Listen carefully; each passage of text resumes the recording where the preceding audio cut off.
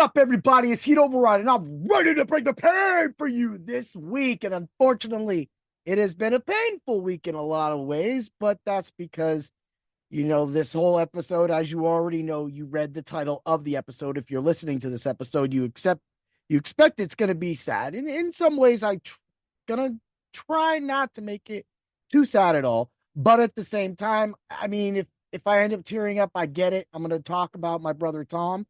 He passed away on Monday this week. I did a whole VGM episode about a lot of the game music that me and him from the games that me and him played together.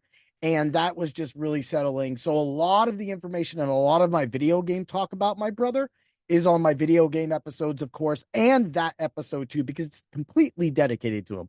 Go check it out.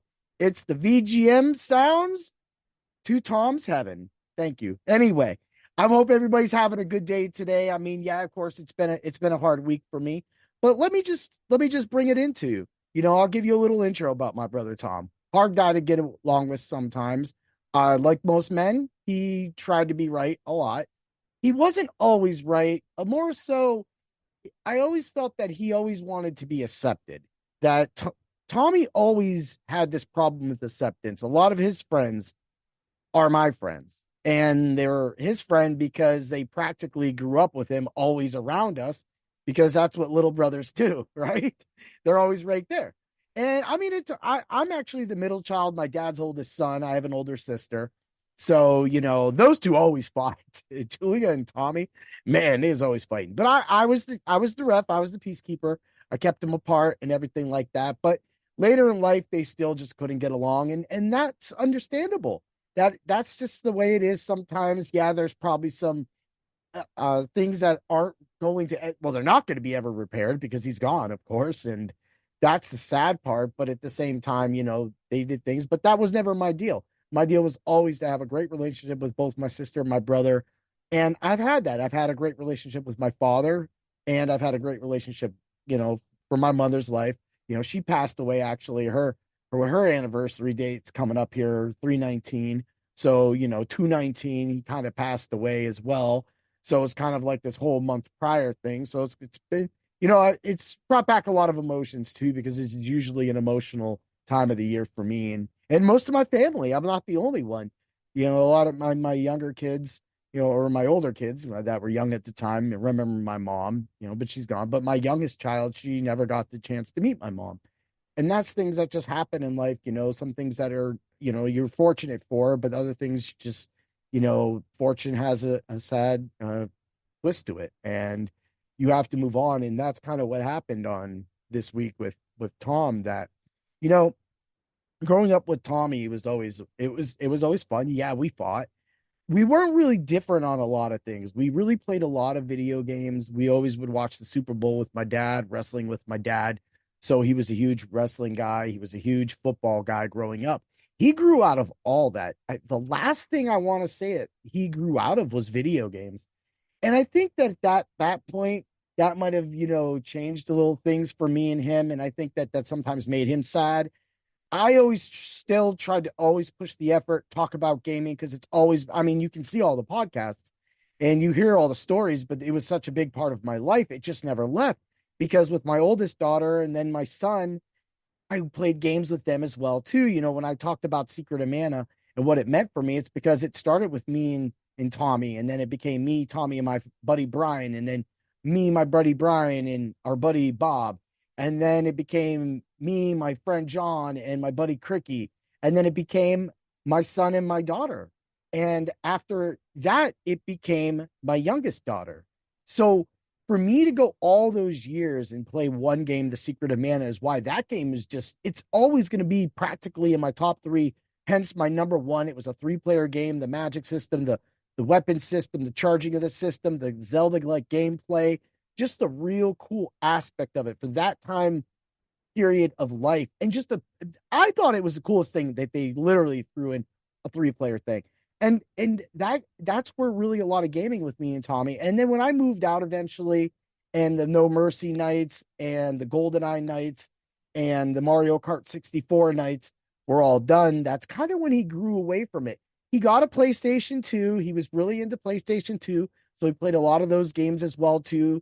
So if you go over it, you'll hear on my episode with my VGM music for him that you'll see that Final Fantasy 7, Final Fantasy 8 make the cut. He played my Final Fantasy 9.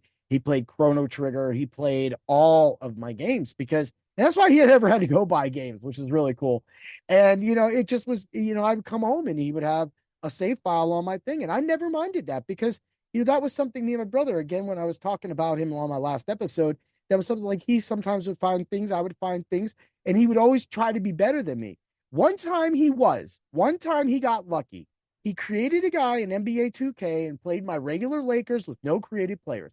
He took that creative player, right?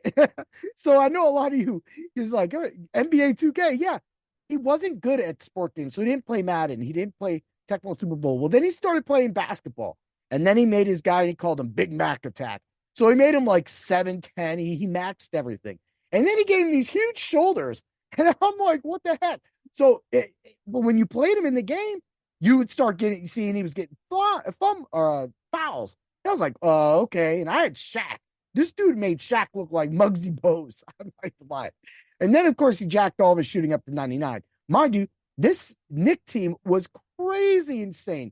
You're talking Starks. You're talking just so many. I think Latrell Sprewell was on that team too. And Ewing was still there. So he would go as center. He would put Ewing at power forward. I mean, it was this, and I just had, and this was before the championship Lakers. So Shaq was like a Kobe, and there was no update to that. And then Kobe was like an 89. So my Laker team was good. Robert Ory, Fox, Derek Fisher. Yeah, those guys were good. But man, so he was just killing, he was killing it. I fought back. I took the lead, and I'm up by 2 points. It was a tie game. And this really was really honestly one of his greatest achievements. He passed the ball in. He immediately gave it to this guy, and he hits a 90. He just shoots up a freaking Hail Mary because there was no time left. He shoots a Hail Mary and he drains it, and he beats me. And I'm pissed because now my little brother has beat me at a game that me and my buddies are putting money up for. And I'm like, okay. And he does this fat belly flop, man. And my brother's a big guy, and he knew I call him. I would say, I'm sorry if anybody gets offended by that, but yep, I let the word fat directed towards him leave my mouth multiple times. We were brothers, right? He did this fat drop on the ground, just went like boom, right? The whole house, and he just screams, "I beat Bobby, you have no skills!" And he runs up the stairs. My buddy's sleeping upstairs, right? And he's like, "No skills, no skills." And my buddy's like, "What's going on?" And he was like, "I beat Bobby in NBA 2K." My buddy's like waking up laughing. He's like, "Rob, what the hell is going on?" I'm like, I don't know, man. This guy was so happy to beat me. So happy to beat me. And not a lot of my friends have. I mean, the people love to beat me. Okay, that's kind of it. I run my mouth. I do my things, but one thing you always know, whether it be that, even in point fighting. I mean, I don't run my mouth at point fighting. That's a sign of respect, right? But I will say I go in there and I fight extremely hard because that's the way our team is. That's how our team trains. We fight hard, and that's the only way we know how to fight. So win, lose, draw, or disqualification, we're going to fight that way. So no matter what, if you do beat us, one of my teammates or me, that most likely it's going to hurt. So it's not too easy. However, going back to Tommy always thought that was kind of a cool little thing. And that actually brings me up to things that when we were growing up, we were both bullied. Tommy was in special classes and had a lot of weight on him. He was bigger than the fifth graders, and I was in fifth grade, like my buddies, and he was bigger than all of us. And it was crazy because, he got picked on for that size, but Tommy mentally was not around where he should have been because they always said he had a learning disability. And so some facts that, growing up with Tommy, why sometimes he was really secluded growing up, and maybe what led to a lot of his weight problems. And because he was always at home, he didn't have a lot of friends other than, if me and my friends left or went to the movies or something, he couldn't go. He didn't have money. He didn't have a job or something at that time. But eventually he got all that worked out. He eventually ended up getting some SSI, and they gave him a little bit of money, and they went back, and he was able to really have nice clothes that really fit him. He didn't have cheap clothes like Kmart clothes and stuff like that didn't fit him. So he's able to go to Big and Tall. he was able to buy himself a great pair of Nikes or Reeboks. Man, I mean, he had this pair of British Knights. Remember BKs? Right? He had a pair of British Knights. He loved them. My family really couldn't afford that for me. So that being said, he had that money. He was able to have that stuff. I got ripped on. I brought that up. My own friends that might listen, that probably listen to this podcast that I talk to a lot, ripped on me that my brother had better shoes than I. And he probably still had better shoes than now that even post mortem, he probably still has better shoes than me. I got a pair of champions over there. I got me some Nike Air Force Ones. All right. But that's about the limit. I don't have 20 pairs of Nikes. I don't have hundreds of pairs. It just was never something too big with me and stuff like that. And I always take care of my shoes and clean them. I mean, come on, I might be jumping off a little bit, but he had all of that. He was able to experience all that. He was able to have a good life. And, being bullied, I remember one time he was getting bullied and something kind of happened. The guy kind of just slapped Tommy and it came out of nowhere. We were walking home and this kind of kid came out of nowhere because that's what bullies do. And he slapped him. But when he slapped him, and I was with my other buddy Dave, it like folded like a layer over on his eye. So Tommy grabs the kid and he's trying to fight him, but he's saying the whole time, I can't see. And this kid's trying to punch him in the eye. And I'm like, okay, as his brother, I was like, nope, not happening. I pulled him off. I didn't care, so, you might get jumped back in the day. And with me and my brother only being like that, and at this time in life, he wasn't fighting. So that was kind of where I kind of had to protect him because mentally he had not cracked yet. That actually happens within the next 3 years. So now being bullied, it kept happening and happening. And then eventually he got so big between the sixth and seventh grade, we're talking over 6 foot. Sprouted up to about 380 pounds, man. He was just big. And his legs ended up bowing. So, of course, over time, we didn't notice this until it was too late. He ended up getting that all fixed during those years. It was during those years he got bullied a lot. And it was during those years that my brother finally snapped. He snapped on a kid. He grabbed him. He picked him up finally, put him on the wall because they couldn't catch kids. Because he was in casts that during those years. They would kick him in his casts and run away and things like that. So he picked him up. He beat him down. They called it excessive. He was expelled from that school, went to another middle school where he eventually met his practically his lifelong friend, Louie. And then, well, he goes by Lou, but we know you as Lou, if you hear this, and his buddy, John. And John and Louie were always like Tommy's friends. So like, John, when I brought him up a couple podcasts ago when I did the VGM 3DO one, when I did Lucien's Quest, me, John, and Tommy all had save files on that game. And it's because we all loved playing that game and it was different. And at that time, the 3DO was the most powerful system. So having a game like that was really nice to have the power and the sounds and the music and CD quality stuff. It was really nice. So to see that all go down and see finally Tommy step up and the whole, so he went from the school Wilson and he went to Roosevelt and they accepted him. They accepted my brother Tom. And that is where Tom grew to know all of his friends that, outside of his base core, which was really John. We ended up calling him Quest. So if you ever hear me say the name Quest, that's what he did because the first time I met him, I called him Johnny Quest. And he knows that he was kind of cool with that because everybody really called him Quest after that. Because we already had another guy named John, our guy Jay-Z. We already had a John. So, and then we had another John. So a third John was like, we got to get you a name. So at the same time, when you go back and you look at everything in what shaped Tommy, I want to say during these years too, there were some unfortunate incidents, things I witnessed, by people that were straight assholes, right? So I'm going to swear, if I want to say this dude's a fucking asshole, he was. His name was Kenny Barnes, part of the, pizza bomber bullshit. I watched him. So Tommy, outside of getting bullied, got bullied by his family members too. My dad was definitely part of that for a while, but then my dad kind of cooled out on that. But there was other people like that piece of human trash. Yeah, I'll say it. Anybody in this world want to come at me? I mean, how are you going to defend somebody that was part of the pizza bomber gig? I mean, I got a whole episode about that. You ain't got nothing to lie about that. I mean, just the fact that that man was part of my family as long as I've been living lets you only know that I know more back behind the scenes, just like the rest of my family members know more. Well, they don't know as much as me. That's for sure. That's going to be a paid episode right there. You will get a Pizza Bomber episode from me. But me and Tommy kind of laughed about it, but we didn't know there was a lot of, it was a lot of dark family history that came up. But even this one time when we went down to visit these people down in the middle of Pennsylvania, down by State College, they took Tommy in the cellar and they beat him because Tommy was acting out while we were gone. And they beat him. And so my dad was really pissed about this and was about to kill them. And that didn't happen. These guys died of natural causes on their own. I mean, I'm getting this is like dark, but you have to understand what made Tommy, because at the end you're going to understand why he made certain decisions in his life. And so these dudes are just hitting my brother.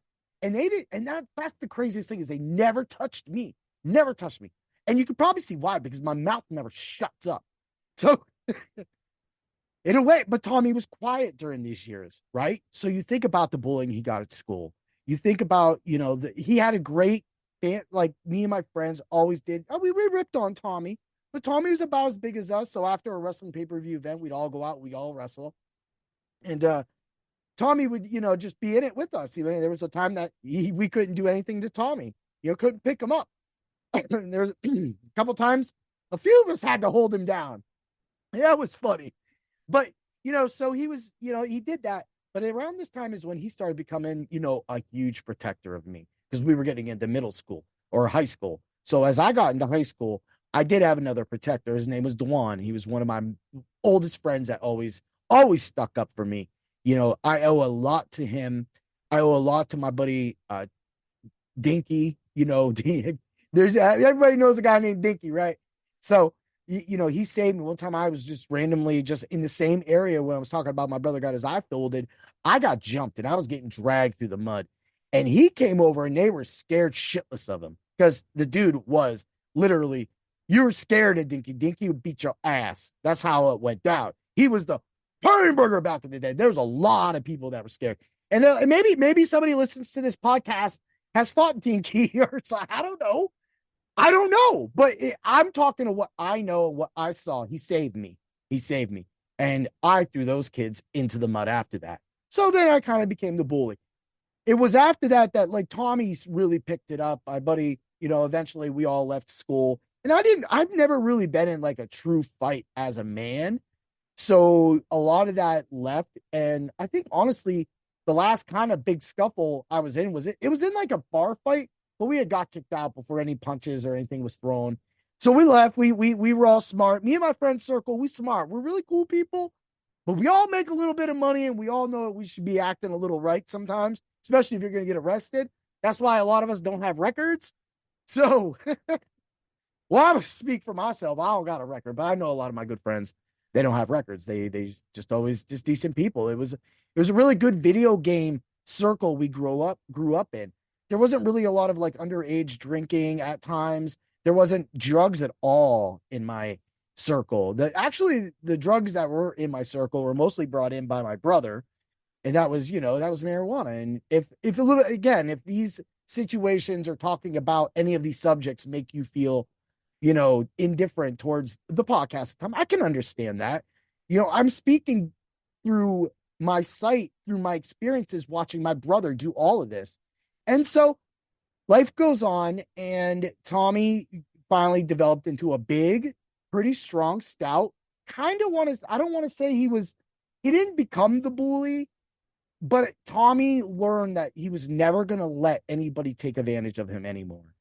And that's something that got worse along the way, loaning money out to a lot of people. He loaned me money, but we were cool. We settled up. And there were some downtimes in his life because of his health problems. Again, now when you're getting into your mid-20s and you're getting up into the 30s, it's not so cool being 6'4", 380, and you've had about 5 or 6 knee surgeries on both your legs. And he would always have these weird things come up too, health-wise. Like this one time, he grew this cyst grew on his back. So they cut it out and they have to leave it open. I remember that because we had to call him in on 9/11, and because we got ransacked. Like it was just straight dead, no calls. And at like 1 or 2 o'clock, all of a sudden it was like Friday at 5 to 6, every single hour after that. And I had like it was a normal day staff, but man, it was so out of whack. And we called him in and he's bleeding and trying to make deliveries, and he's delivering in my car, which I that was something I was did while I lived with Tommy. He always had access to my car. And my wife, Chrissy, she knows this because he would always go pick her up. We would always say that was like he was going to kidnap Chrissy. It would piss Quest off all the time. Quest would be gone. And then it'd be like a hot summer day working, and I'd be working, or I'd be, and then, and then he'd come home and there'd just be straight nobody there. Tommy, he was such an asshole sometimes too. Like he caused a fight between them one time. This is all under the thing. Sorry about that. And he caused a fight. He had a girl, one of his friends, call up and start talking all this junk to Chrissy about like about John and Quest. And she goes like, so they fought, they got over it, whatever. Anyway, and in the end, I ended up, you know, reconnected with Chrissy. We went to school together. And, long story short, our kids have both grown up with us. That's why we have our own daughter now. We've been married for over 21 years, and we've been in this house for 20 years. And it just really has been a good, godsend, a lot of that. And that is, again, all that, because of Tommy. The Tommy always, leaving him up to that bullying and things like that. Yeah, he saved me a lot. I've seen this man back down multiple people at once. And just literally anytime me and my friends were out and somebody got beef, Tommy would just straight go, okay, we're gonna do this. And then just everything would shut down. And he would be a big dude. So immediately the bouncers are like, okay, if there's gonna be a big brawl and that we see a big dude like that flying everywhere, there's gonna be some problems, right? So it was so much fun growing through those times and that. But again, he had been drinking. He didn't do so much marijuana during these years. And a lot of my friends that did do that during the like late teens or something like that, mid-teens, we were all kind of drinkers. And my like core, we were always just drinkers. The minute we were all 21, we were at the bar, King's Rook in it, dance club in it. We were just doing things. We won't speak about those things now, will we? No, no, no, no. Yeah. Right. So we get back to it. And the thing about that is when you're looking at so many different aspects, so many different things of what makes a person, what makes a man, and you go, did they have a hard child life? What was wrong? Tommy had a good child life. The problem was that Tommy was bullied way too fucking much. And the way that these older men were able to hit Tommy and beat him and then get away with it until it was too late. And, we never went back down to that place, near State College. We never did. Never did. I don't even want, like, sometimes I even cringe seeing pictures of any of them because I still have a lot of hate for that. And I'm not scared to say that. And I know that there's probably a lot of good memories down there for my family. They have a family get together on that side of the family. And there's just people that I used to know that, have had children since then or now as old as me, or maybe were a few years older than me that had nothing to do with any of that. The problem is I just don't go see it because that whole area it's just bad vibes. I don't need to go. I'm good. I'm like, and I don't really know them. And that's sad. But at the same time, Tommy sometimes would go down. He'd go down with my Aunt Jackie. My Aunt Jackie would always go down to the huge family gatherings down there. I mean, they're huge. I don't know anybody. And I'm kind of like, I just kind of just work all the time. So I don't go out of my way to make time if I don't really know you or if I don't really have like a pass for you. And I hardly do that for anybody that's like, no, that's the same for everybody. Like me and all my friends have all been together all these years. Not one of us has ever passed. And that's really hard to find. Like there were some kids that were when we were kids that have passed, but I reconnected that with them and they were in our baseball. He was in my baseball league and my fantasy baseball league. And now his son took over the team and his son took over his football team too. So that just shows like the camaraderie and the things of just staying in touch with a lot of that. So I do that. But because his son Dylan, he runs his mouth, and he's a great baseball mind and a great football mind. He's challenging, and he provides an awesome challenge to the league, just like his father did. And that's completely awesome. It's always going to be great to actually always have him part of the leagues. So, and that's part of what happens. And so, but outside of Tommy, nobody has ever passed away. This was the first time that we've ever had to actually deal with any of this. So, yeah, that was it's been tough. I'm surprised I'm doing this because yesterday's podcast really helped me with combining with the actual sounds of the video game music and being able to talk about one of the biggest parts of our life. Again, I don't really need to talk about video games on this podcast. So that, that'll hopefully keep the time down on it a little bit. But at the same time, I also want to say, he also inspired me to leave normal jobs. If you notice, I'm kind of just good with good. I set up my life where I've made some good decisions financially to where it doesn't take a lot of money. My bill situation's pretty good. But he was always like, hey, why don't you push yourself past that? Why don't you go past that? He was like, yeah, you make this money right here, but you're fine making that. I have the same problem with my ex because I was paying child support for a very long time. She was like, blah, blah, blah. But that's because he wanted more money. I don't need to pay that. I don't need to pay her no more money. I don't care about that. Yeah, that went to my daughter, of course. And she was, an ex that I didn't have to really worry about using the money in wrong ways. She definitely used it all for my daughter. But that also caused problems between me and my daughter eventually as well, too, because, she sat around my daughter all the time, bitching about money. And that wasn't me. I didn't care about money. I care more about spending time talking with that. And that's why I was able to spend so much time with my brother.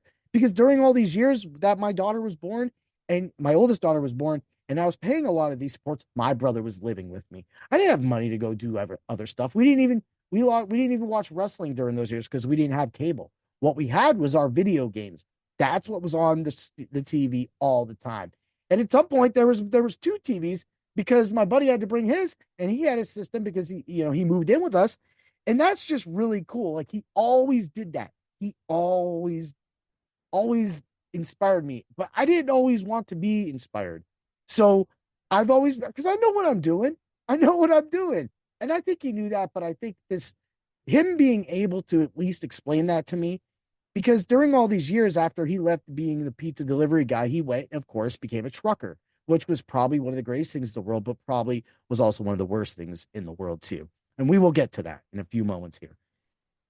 It actually led to trucker fights, which I think is funny, is it's completely illegal. And he didn't tell me this until like a year ago. And he was just talking, and I was like, oh, he secretly had told me over the years that he was like, oh yeah, I want a little money because you could gamble in these states, but you couldn't gamble in them states. He was fighting other truckers in the back, and because he was so big, he was beating them. But he took some losses. He told me, he was like, sometimes there's bigger people than me, but I still fought them. They would throw down $100. So I'm sorry if I'm breaking anybody's bubble about it, but there's trucker fights, and it should probably be a show, but it's an illegal show, so that's why nobody does it. But I mean, I'm not the trucker. I'm not doing this, and I heard it secondhand. And the guy that I heard it from, my brother, is now passed away. I can't help anybody with how you're going to conduct anything they do, but my brother did, in fact, fight people for money. But that's because he's a big dude and had that. And that's part of the bullying that was part of him. So what these people taught my brother Tom to do is to be mean. And that did come out with some of his wives and girlfriends over the years. And I will not back that, he ever laid a hand on them. But I know that there was some physicalities at times. And he's always had, kind of bigger girls. So it's not like, it's like a 50-pound, but that makes no excuse for what he did. And I'm making no excuse for what he did because I completely do not condone whatever he did. But I was not there. There was no police files, reports, or anything like that, and that I know of. And he continued a big relationship, up until his wife passed. Like they were still in contact. And any other of those girls he had talked to over the years. So if they really had a problem with that, I think somewhere along the line they understood that he had a hard life too. And that was the thing with Tommy, is that a lot of people never understood why he would be like this, why he felt like he needed to be part of a conversation, why he needed to feel like he could offer somebody something mentally, because all of his life he was told he was stupid, not by me, and maybe sometimes by me, and that's my fault. And we've had these talks. So believe me and my brother have had a great relationship all of our years, even in our fights. We've got our stuff out, but we never swung on each other after we were men. And that's because we knew that we had to sometimes yell and say things that may hurt the other guy. He went a little far sometimes, bringing up things that had nothing to do with him. And I get that, but it's, some of my downfalls. But at the same time, those weren't downfalls for other people. And maybe sometimes they were. And because I'm not everybody's, knight in shining armor. I am sometimes the villain in people's stories, because it just happens. You do something for somebody, they do something for you. At some point, somebody feels that they're more valuable, they're doing more for that friendship, and things can happen. And it doesn't matter if you're a cool dude like me or flatline dude like me, or I'm a total non-combative person. And that's why Tommy had to step up for me. And this actually, one of these situations happened where somebody lost their damn mind, and they were literally outside. They were putting their hands on a girl, and then he got arrested, and then he go buck wild. And he always wanted to fight my brother. And this is the day I thought he was going to fight. And Tommy had showed up because Tommy was like, "No, I'm coming over. That's your house, Bobby. That's our grandfather's house. You deserve to be in your house." And he was like, "And I will not let any man stand between you and your comfort, your family feeling comfort." He took his headset off and it backed that dude down. And that was the first time I seen this dude knock this guy's face out randomly one night in the middle of the night. This guy just started beating the hell out of the 6'9" dude that ended like it was an old friend of his. And these are all crazy stories, right? And he literally beat the daylights out of this dude outside of his house, our house, because it went from his house to in front of our house. And this guy knows who he is. If you ever listen to this podcast, he'll know who he is. And I have no thought like that would have been the time that they would have fought, but they didn't fight. They said words, and things in that me and that gentleman have gotten better since then. And we're talking, been a whole decade later now. Like his young kid at the time now is old enough to drink. So, all that stuff is just because what happens. And Tommy was there to protect me from anything, no matter what was or what wasn't my fault. Because his motto always was, "You put your hands on my brother. When I get into town, I'm coming for you." And everybody knew that, regardless if I was wrong or right. So, but believe me, I'm not that big of a jerk. Yes, I do things that make me a jerk, but that's all in fun. That's just taking fun little points in life where some of us blow up, some of us don't, some of us hold it in, and it's letting it out on a podcast and just trying to be extreme with it so that some people actually know, because those thoughts do go through your mind sometimes. When someone's just sitting there being a dummy while they're driving, we get those every day. I mean, that's why they make driving bad driver videos, right? So trucker girls, trailer park girls. I will not get into this because there's definitely young ears around me, but we all know what that is, and some of that trucker money he won in fights went to some of that as well too. Also, that went to a lot of stake challenges. He did a little gambling out there, and a lot of it also spent extra money. He would use that money sometimes to go visit family members if he was in the town or in near town. He would go rent a car, and he would go visit a family member just randomly. And I've heard these stories over the years, and I heard another one again within the past week, a couple days ago, from my cousin Lisa. But I remember Tommy telling me about this. So again, he's past this. But the one thing that this job did to Tommy, and the one thing that all of those beatings and all of that, the mental beatings that did to Tommy, and all of the surgeries that did to Tommy, was it destroyed his body. Tommy's body was not good, and me and him always had a talk. And he would always like, "Bob, I'm not going to live forever. My body is really bad." And I know that he always knew that he was protecting me from, how bad his body really was, because he knew that, deep down, like I cared so much for him, and that it would break my heart to even do that. So when I spoke of an incident that happened about 3 weeks ago on that Saturday, where his bag bursted on him, and he was kind of crying. He was in so much pain. And that's what kills me because I'm like, dude, why did you go back on the road? But he had to because, he just didn't have things together and he needed his job to pay his bills. You know, when he got this bag on him, he lost his job and he couldn't work for a couple of years. And you add that with other things he did. And then you take that all together. And so your mentality is that you're working past that a destroyed body has to go back to work because if he doesn't, he's going to lose everything that he fought for during all those years. And it shows a lot of people that sometimes in life it don't matter how much you want to have all these funds in the 20s. You want to have all this time together, but you don't get that all the time. And he continuously, he it did stake challenge after stake challenge. And that's what led to, him having a colonoscopy bag or whatever that is on him. And yeah, I'm not a doctor. I'm heat override. We can do IDP stuff all day long. But but that was the start of it. Like he going in and out of the truck with a body in that position, with that on you, only takes so much out of you.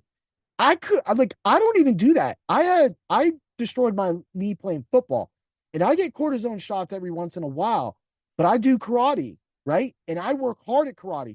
And there's some days I don't even do karate and my knee hurts bad. So I can only imagine what another 220 pounds felt like or would feel like on just my one bad knee, knowing he had two bad knees, right? And that's huge. That's huge. He was a big guy, like I said, but at this point he's getting older. He has a job that doesn't really allow him to be athletic, and he has a job that's pushing him. It's a demanding job being a trucker. And so where this ended up leading was to his addictions. A lot of people will say that marijuana is the gateway drug to other drugs.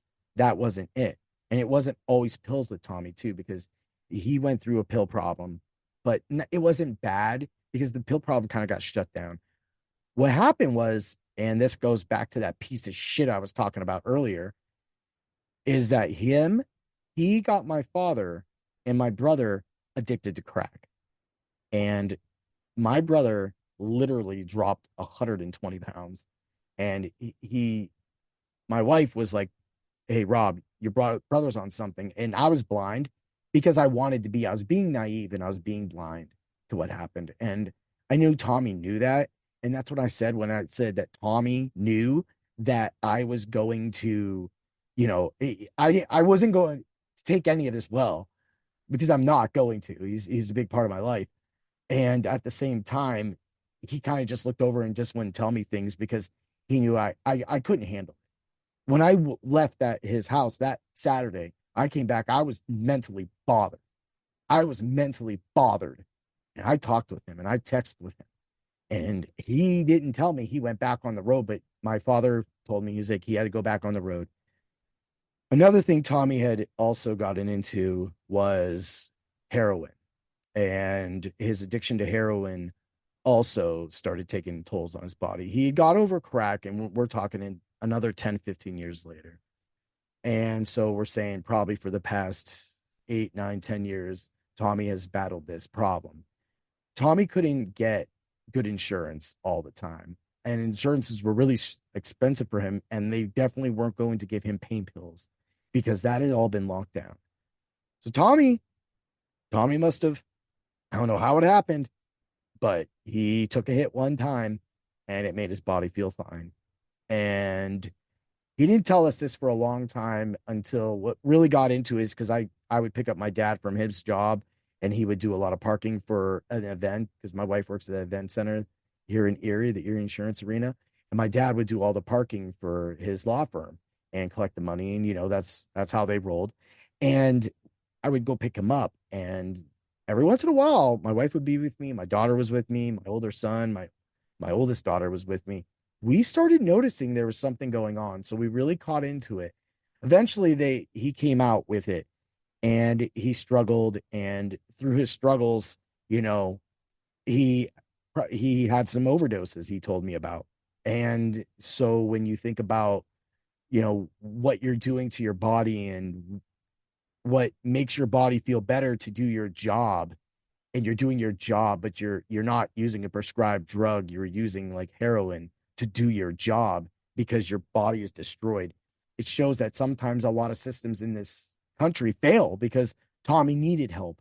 Tommy needed that help. He needed to take that. He walked away from his disability money years prior to come work with me because even when he was working with me at Pizza Outlet, he still collected his SSI. When he became a trucker, he lost that all. And you think back, what if he just would have just mailed it in like a lot of other people and never had a goal of becoming a trucker one day? What if he never had that aspiration? What if it led all to this? What if it bought us? Because again, when I would talk to Tommy, he'd always laugh and he's like, that people my size don't live past 56. And I said, Tommy, I need you longer than 56, brother. I need you, man. You're my brother. I love you. We have a lot to get to in life. I want us to get to a point where we're both financially set, where we can spend our times not worrying about or talking about work. I wanted to talk about things that we love, video games. I wanted to get back to playing video games with him. And I'd been pushing him to buy a Nintendo Switch for years. And one of the big things I just told him is I was like, when they released all the remakes for the Final Fantasy games, the first 6 of them, and they put them on the Android, I was like, Tommy, dude, you're at truck stops. Why don't you play these games?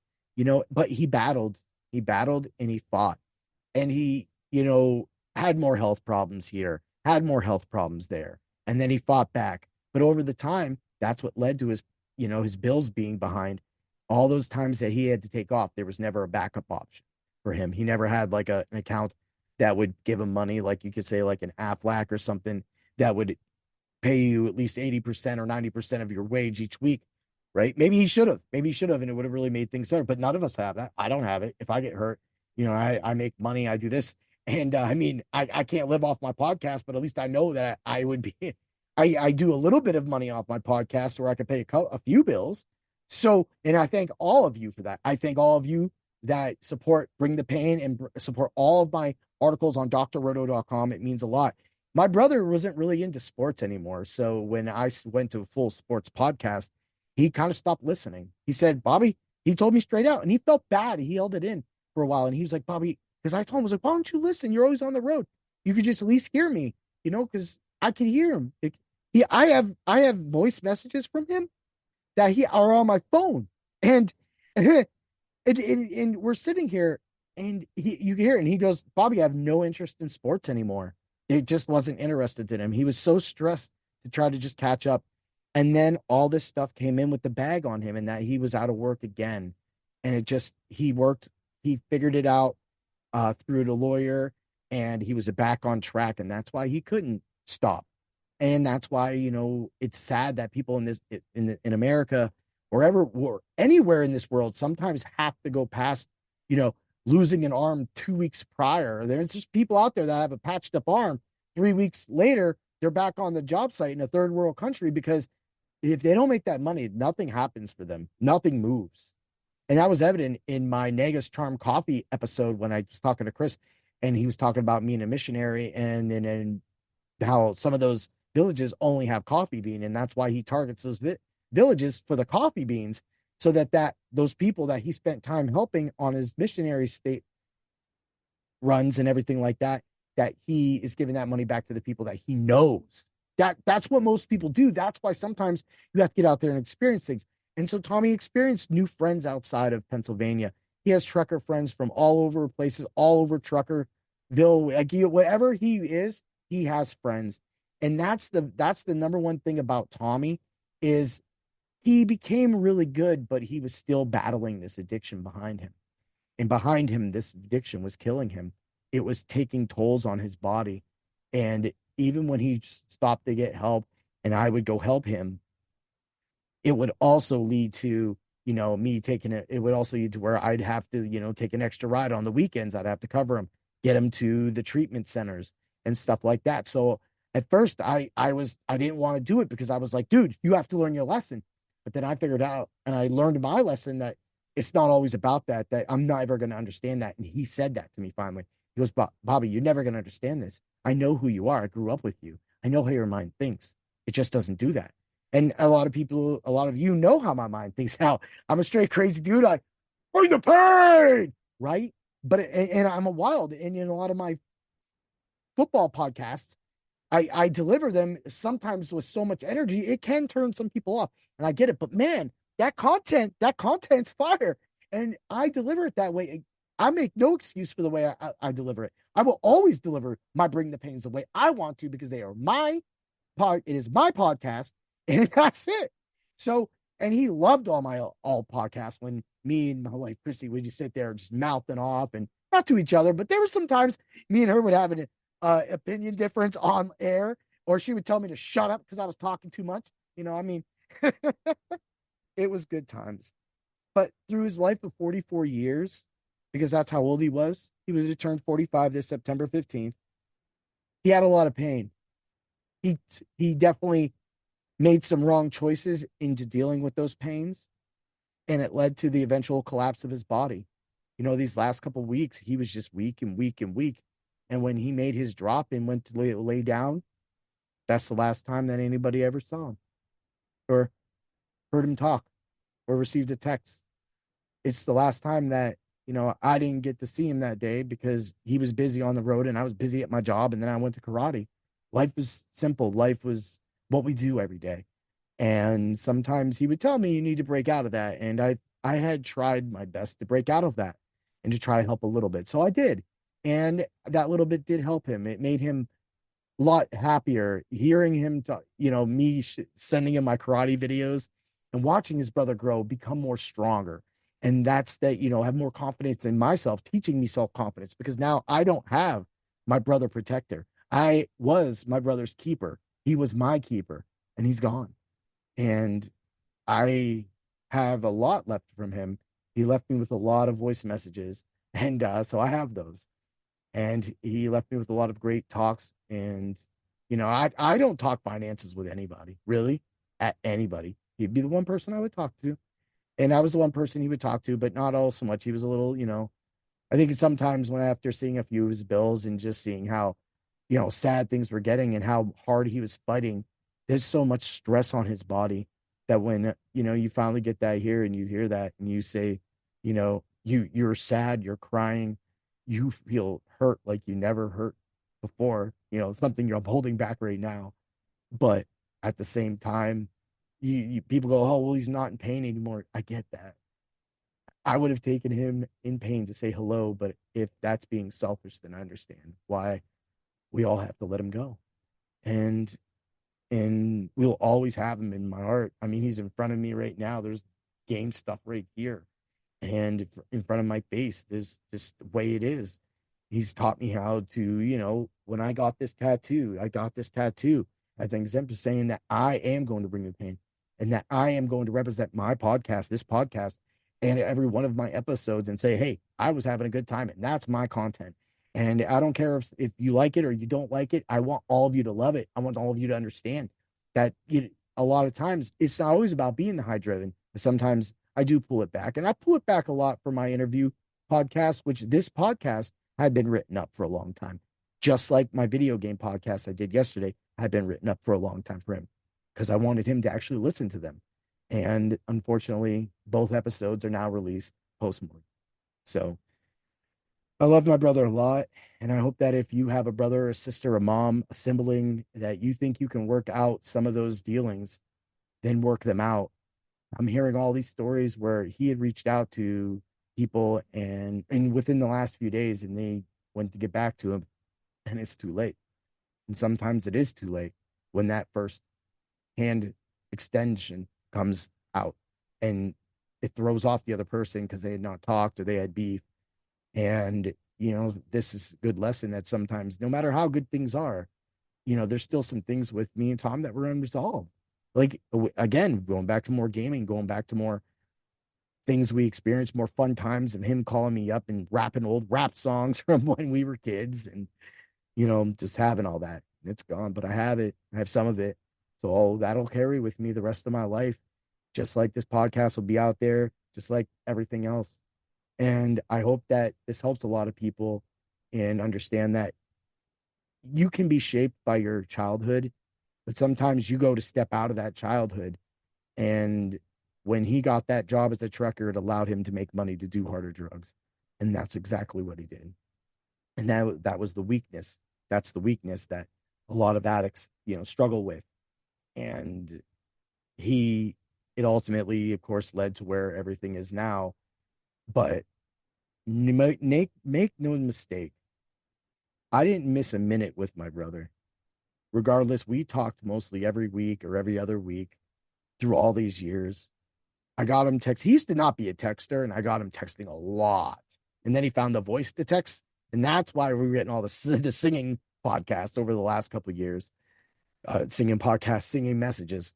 And so I don't want to drag this out anymore. I thank all of you for listening. I'm happy that I made it through without shedding really good tears. I mean, yeah, I just because I knew I wanted to do this on video, so I wanted to make sure that I did the best for all of you.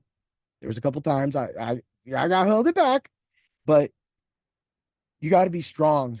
You got to be you got to finish strong.